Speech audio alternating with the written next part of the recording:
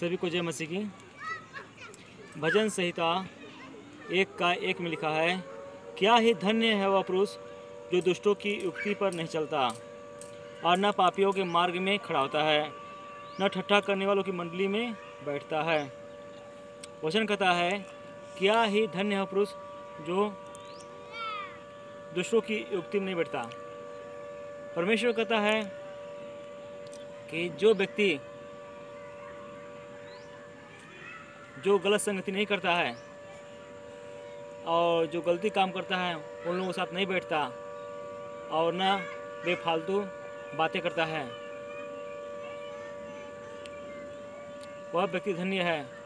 और जो दुष्ट काम करता है उसके अनुसार वह काम नहीं करता, बल्कि वह अपने उस खुदा का बात मानता है जिसने उसे बनाया है। परमेश्वर उसको धन्य कहता है क्योंकि बस वह यहोवा का ही मार्ग जानता है।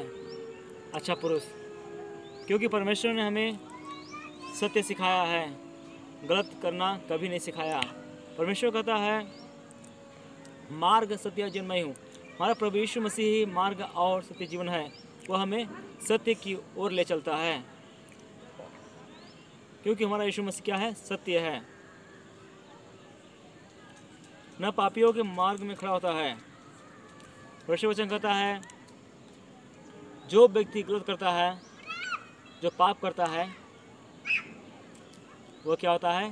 पापी होता है। उसके अनुसार नहीं करता और न उनकी बातों को मानता है। जो व्यक्ति कहता है जाओ एक गलत काम कर दो, लेकिन वो व्यक्ति उसका बात नहीं मानता है। और जो कहता है जाओ चोरी कर दो, उसका बात नहीं मानता है।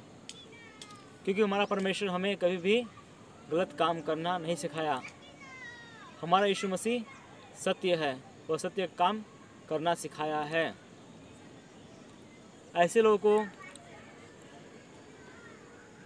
पापियों के मार्ग से हमेशा दूर रहना चाहिए। पापियों के मार्ग में हमें खड़ा नहीं होना चाहिए।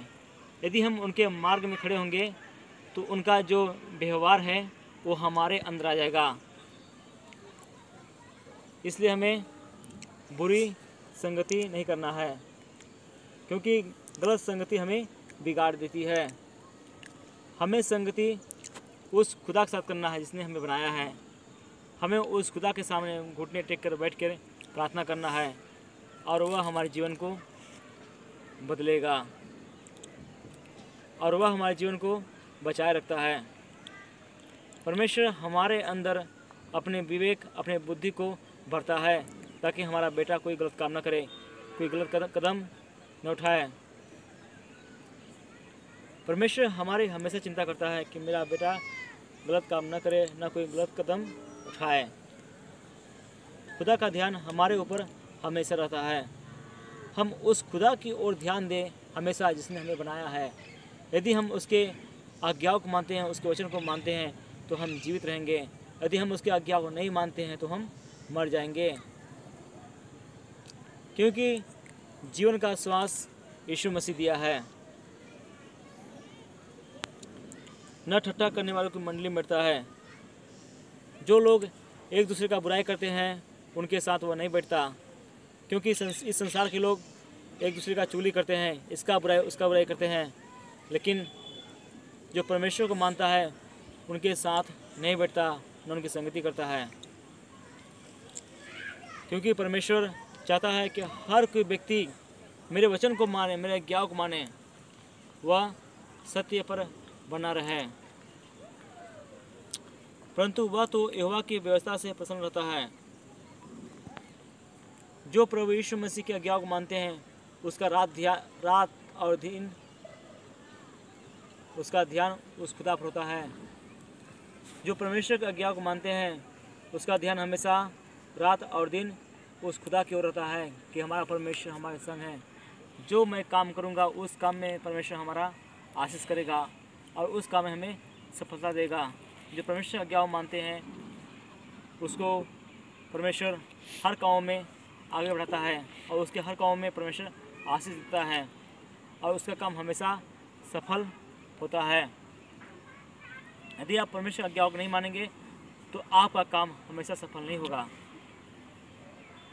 आप भटक जाएंगे यदि आप परमेश्वर की आज्ञा को नहीं मानते हैं तो।